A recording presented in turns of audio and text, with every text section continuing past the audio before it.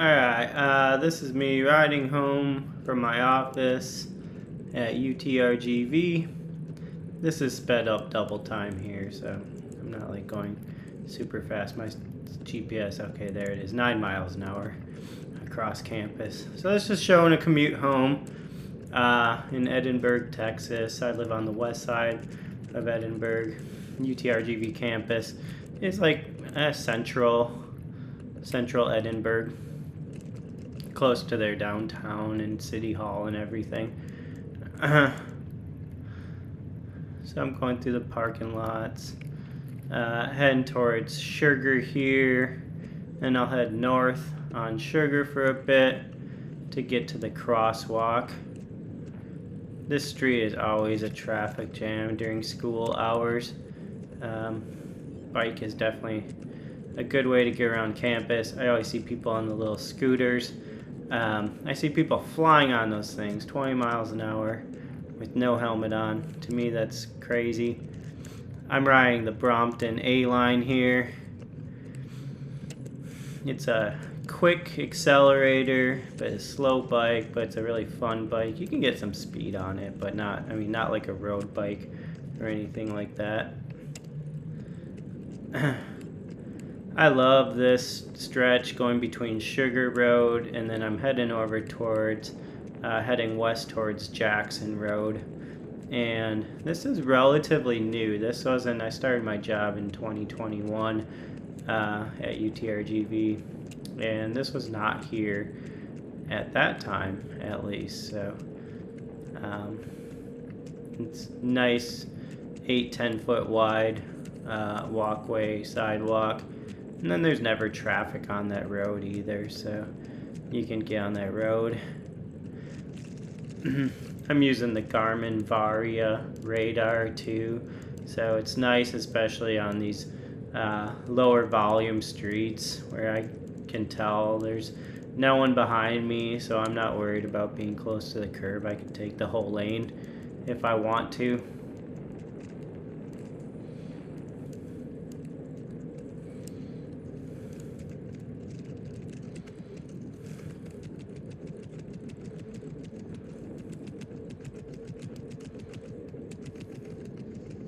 Coming up on Jackson and then heading south on Jackson Road down Edinburg's lovely bike path.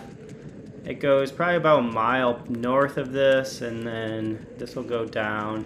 I think it currently goes down maybe to Trenton, maybe a little past Trenton to the south. So probably about 4 miles total that they have like nice split lane separated bike path.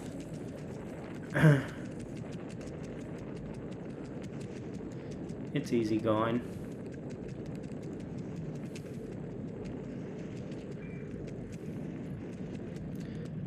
These driveway cuts are a little sketchy, especially when we get next to I'm coming up on University Avenue here.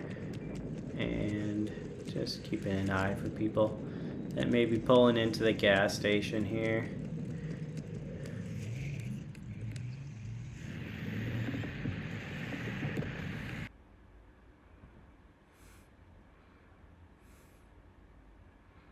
And made a cut in the video, crossing University, 6 lanes of traffic, about a 30-second walk sign there. This McDonald's is sketchy. Sometimes the traffic's backed up there, and I get on my bell ringing as I go by. I don't like this part here, going by these businesses and then the post office. People don't pay attention to this bike lane. This person gets right out in front of me. I yelled at them. I said, "Watch out!" In a kind. I was really annoyed, but it was kind. I had to go around them. It sounded kind, but I was annoyed. Maybe it sounded annoyed too. Like, just watch out. There's a bike path there. Just look to your left. Look to your right.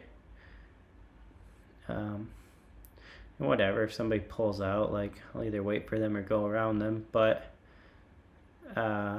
if they see you and then pull in front of your path, that's really annoying.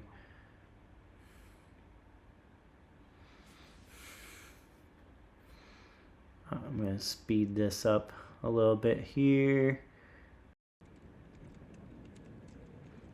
definitely only going 11 miles an hour. Just sped up like 300 something percent now. There's a water fountain there. Always nice to hit that, especially South Texas is always hot. This is mid-November, and this was a cool day, and I was still over 80 degrees. Here I decided, I don't know, I was trying to get home quick, so I was looking for a break in the traffic. And my thought was, let's get into that, and I slowed it down just a double time here. Get into this bike lane over here, and I don't know that this was the best move. I don't know that I would do this move again here. I don't trust this bike lane. It's not too wide, and then there's a bunch of cars that are making right turns. I'm making a right turn to go west on Freddie Gonzalez here, so I kind of held back and let those cars go. But then I also went and just got into the bike lane here. Now usually I'm on the sidewalk here, but you know what? I feel a little confident with that Garmin Varia on the back. That radar, I got my phone on my handlebars there, and it tells me, it gives me a nice audible signal when there's a car coming. I'm flying here, 19 miles an hour. Doesn't sound like a lot, but on a Brompton with 16-inch tires, that's a lot. So with that Garmin, I got confidence. People see me, it flashes pretty intense red light and flashes more intensely as the cars are approaching. So I feel pretty safe with it. I don't know if that's, if I should feel that safe with this traffic that's going by me at 40 miles an hour, but it's okay. I really wish there's protected lanes here, but there's not. So we work with the bike infrastructure we have here. And crossing McCall runs north-south, Freddie G east-west.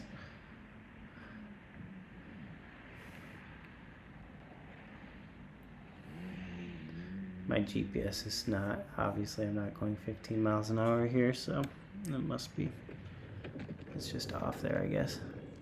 Another biker, so I got across before he even started, but I didn't wait for the walk sign. As soon as that left-hand traffic in the opposing direction is not there anymore, then I just go.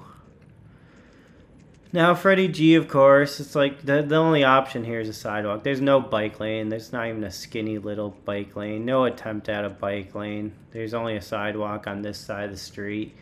It's a real shame. I mean, this city is growing and at a fast rate. So I don't think the infrastructure is really keeping up with how the city is growing and where density is filling in. I mean, 10 years ago, this was out in the country here. This was like the subdivision I live in was a little subdivision with nothing else around it. 10, 20 years, the subdivision was made 20 years ago, and there was none of this other stuff around here then. So this was basically a country road at the time. So I get it, but at the same time, I don't know, you got all this new housing.